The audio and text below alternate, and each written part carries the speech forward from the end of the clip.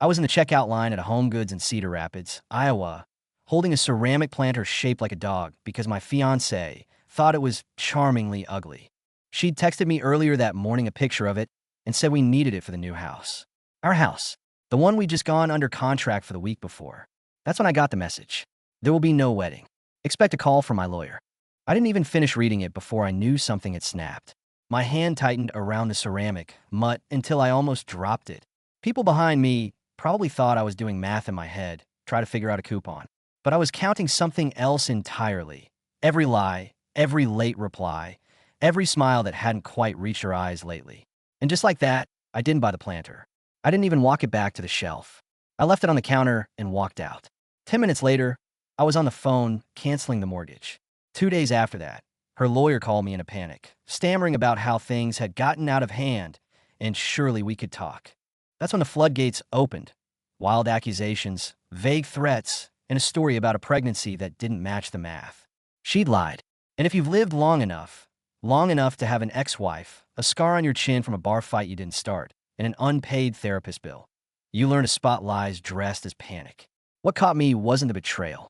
It was how coldly she'd tried to script my role in her exit, like I was just supposed to stay frozen in place while she rewrote the ending. Her lawyer called again the next morning, this time less panicked and more rehearsed, like he'd practiced sounding reasonable in the mirror. Said things like amicable separation and avoiding unnecessary escalation. He clearly thought I was going to fall apart. Maybe cry, maybe beg. I've been through worse. Divorce, bankruptcy, a Thanksgiving dinner where my brother called me a failure in front of my kids. You learn to sit still through humiliation when life's already handed you worse. I told him I wasn't interested in any backroom deals. Told him I wasn't going to help her fake a pregnancy or sign off on forged financials to protect her from whatever mess she'd wandered into. That was the last time he called me. That's when the real game started. She had this friend. Well, I thought she was her friend. Turns out she was more like a handler. The kind of woman who wears fake sympathy like a designer purse. She started showing up at my office. Once even waited in the parking lot with coffee and a smile like we were still all part of the same friendly sitcom. Told me that everyone makes mistakes and maybe this could still be salvaged. She was fishing, not for reconciliation, but for evidence. Proof I'd said something incriminating. Proof I'd lose my temper. I didn't give her any. You don't survive the kind of life I've had without learning how to be still. How to keep your hands folded while someone across the table tries to gut you with kindness. The worst part wasn't the wedding being called off. It wasn't even the fake pregnancy. It was the house. We'd spent 6 months looking. Weekends full of open houses, long drives, cheap coffee, and arguments over flooring. It wasn't just a house. It was supposed to be a reset. A quiet cul-de-sac in a suburb outside Cedar Rapids, with a lilac bush she swore reminded her of her grandmother. I memorized every room like it already belonged to me. But when I canceled the mortgage, I did it without hesitation. Told the agent there'd been a change of plans. She sounded confused, asked if everything was okay. I told her it was a personal matter. What I didn't say was that standing in that house felt like standing in a museum of things that were never going to happen. Like I'd built a stage set for a life I wasn't allowed to live. What really got to me? Her name was still on the voicemail greeting. Some automated thing the realtor had recorded weeks ago. When I called the info line by accident the night after everything fell apart, there she was, laughing, saying how excited we were to welcome potential buyers to our future home. I listened to it twice before deleting the number. I've been through some bad endings before. A 10-year marriage that ended with a note on the kitchen counter. A business partner who drained our account and fled to Arizona. But this was a slower kind of ruin. The kind you walk through one room at a time. Her sister was the one who finally broke radio silence. I've been ignoring calls, messages, blocking the usual lines of communication because I knew the next move would come through someone peripheral, someone who still had plausible deniability. It came in the form of a voicemail from Savannah, her older sister, who used to get tipsy at family gatherings and tell me I was too good for her. Maybe she was joking. Maybe not. She said she was worried. Not for me, but for everyone involved, which is the kind of vague diplomacy that sounds helpful and isn't. She wanted to meet. Said it wasn't about taking sides.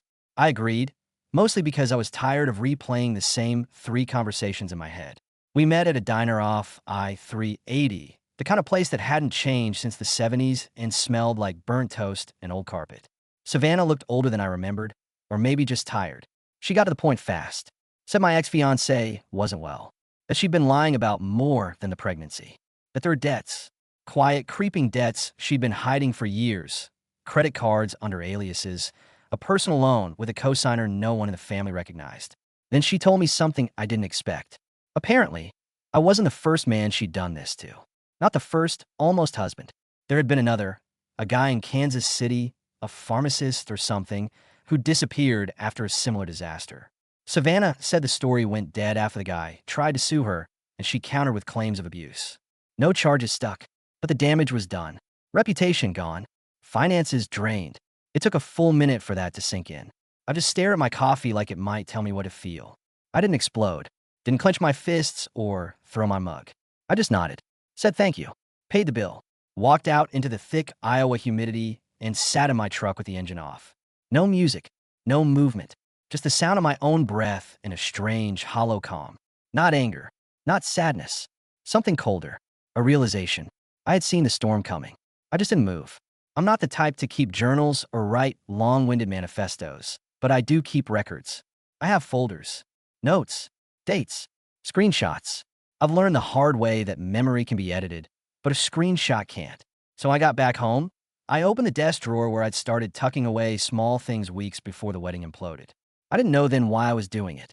Maybe I sensed something. A weird phone bill, an Uber receipt from a city she was supposedly not in.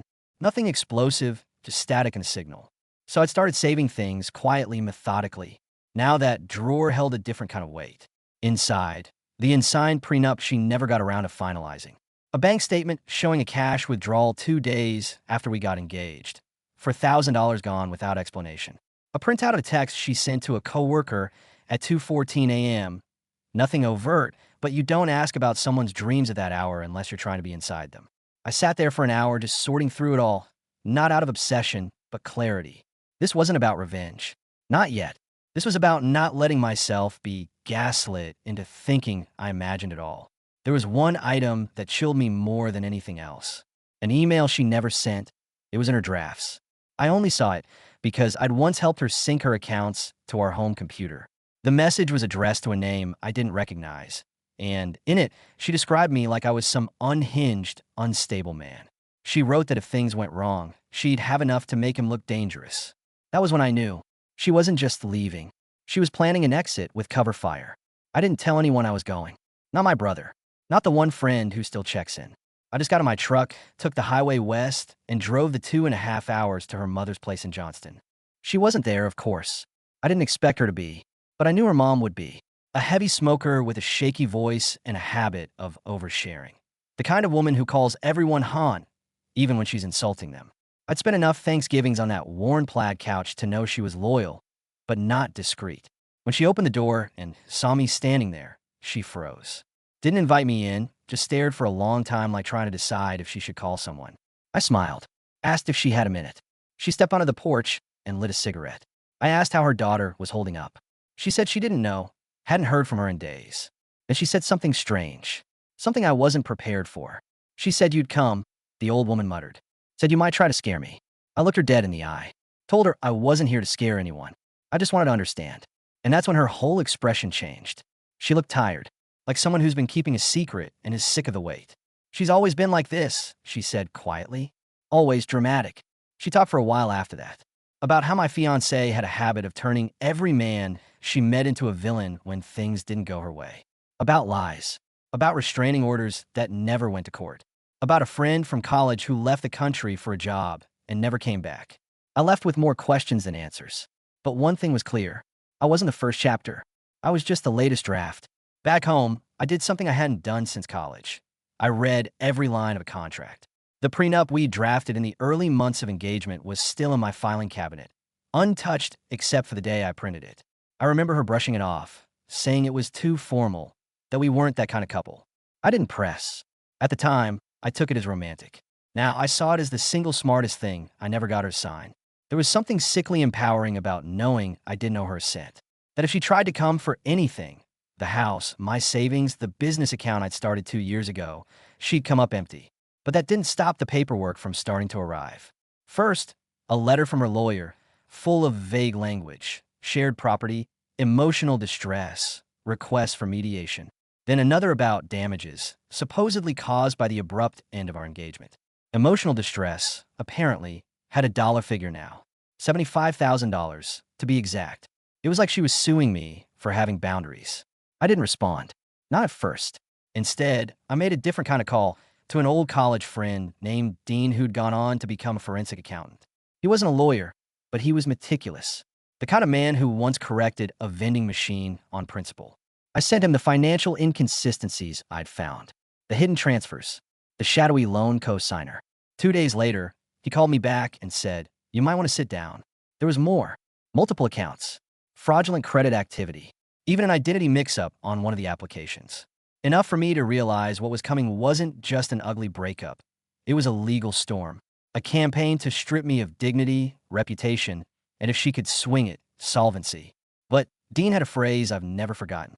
He said when we were 19, broke, and scrambling after getting scammed on a Craigslist sublet. Document everything. Paper doesn't lie. So I did. I printed, copied, backed up drives, created a timeline, names, dates, transactions. By the time I finished, I had a binder 3 inches thick. I wasn't preparing for revenge. I was preparing for war. A silent one, fought in courtrooms and inboxes. No yelling, no tears, just proof. I didn't expect justice. Not really. I've seen enough of life to know that truth doesn't always win, especially not in fluorescent-lit courtrooms with coffee-stained carpets and bored clerks. But I did expect something, maybe a flicker of recognition, an acknowledgement that I wasn't the villain in her version of the story. The hearing was set for a Thursday. Des Moines, Family Court, 9:30 a.m. I arrived early, binder in hand, heart steady in that weird way it gets when you've passed through anger and come out the other side hollow. She came in 10 minutes late, flanked by her lawyer and some woman I didn't recognize, maybe a friend, maybe someone there to act as a character witness. She didn't look at me. I didn't look at her. We were strangers again. That part hurt more than I'd like to admit. When the judge called our case, I stood and walked forward. Her lawyer started in with the usual claims of distress, of financial harm, of reputational damage.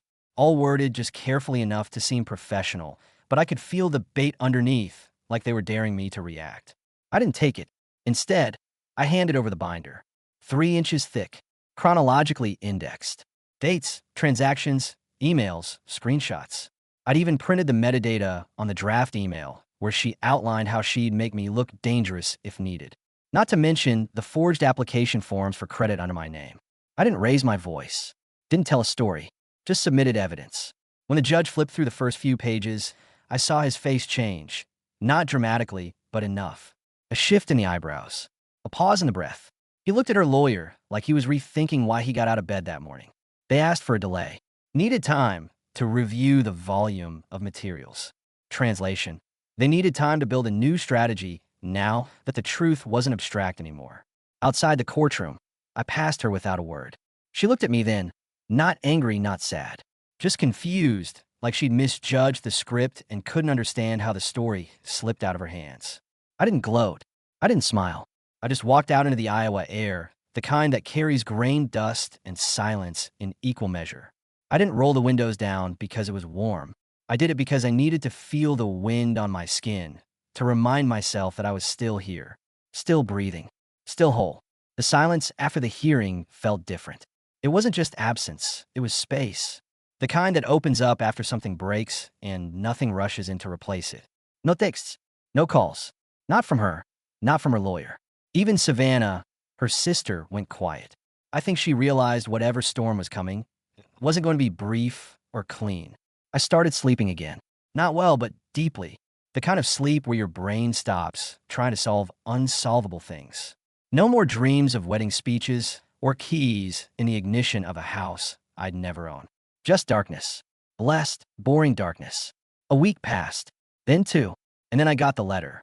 Not an email, not a certified document, just a plain envelope, hand-addressed, no return address. I almost didn't open it. Part of me was done reading her words, done giving oxygen to whatever performance she thought she was still starring in. But curiosity, like rot, spreads in quiet places. Inside was a handwritten note. Short. No apology. No explanation. Just a line that read, "I thought you'd break. I really did." That was it. Not "I'm sorry." Not "I messed up." Just an observation. like she'd been watching a science experiment and was disappointed in the result. I folded the paper and put it in a drawer I rarely open. Not out of sentiment, but proof. The kind of thing you keep not to remember, but to remind. Because in that moment, I understood something she never did. You don't survive betrayal by being the loudest. You survive it by staying standing when someone bets everything on your collapse. And she did bet everything. I didn't burn the letter. That would have been too dramatic, too self-aware. Besides, I didn't need fire to forget her. I just needed time. And silence. The kind of silence that doesn't ache, just exists. I folded the letter in half, slipped it under the drawer liner of my new apartment's kitchen, and left it there like an old warranty I'd never use. The apartment wasn't much, second floor, crooked floors, a landlord who still used paper checks. But it was mine. No shared lease. No scented candles I never lit. No passive-aggressive sticky notes on the fridge. Just me, my things, and the hum of a refrigerator that sounded like it was carrying its own trauma. I stopped checking social media. Stopped scanning her pages like a crime scene. If she was trying to get a rise out of me, she didn't get it. The truth was I didn't want updates. Not on her. Not on the people who stayed on her side. Not on whatever life she would try to build on top of the one she raised. That wasn't curiosity. It was poison dressed like closure. I sold the ring. Got less than I paid, but more than I expected. I didn't ask what they planned to do with it. Resize it, melt it down, pawn it again. Didn't matter. It had already failed its purpose. With the money, I bought a guitar. Not because I needed one. Because I needed to need something again. My fingers were stiff. My timing was off. But for 20 minutes a night, I didn't feel like a man someone tried to erase. I felt like someone writing noise into the silence. And for now, that was enough. I started walking again too. Not with a goal. Just movement. There's a rhythm in walking you don't get from therapy or bourbon. Something ancient. The body remembering what the mind's still unpacking. I'd walk past couples, houses with porch lights on, dogs barking at nothing. And I didn't feel bitter. I felt aware. Like I'd been underwater for months, and someone finally opened a window. I don't think healing is the right word for what I'm doing. Healing implies repair. I'm not repairing. I am reassembling. Different shape. Same parts. And maybe that's the point. There's no dramatic ending here. No grand revenge.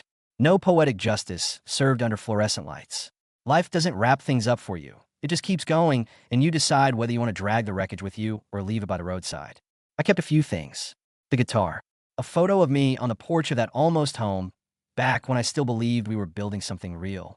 And the binder, tucked into the back of a closet, untouched since the hearing. Not because I need it, but because it reminds me who I had to become to survive her.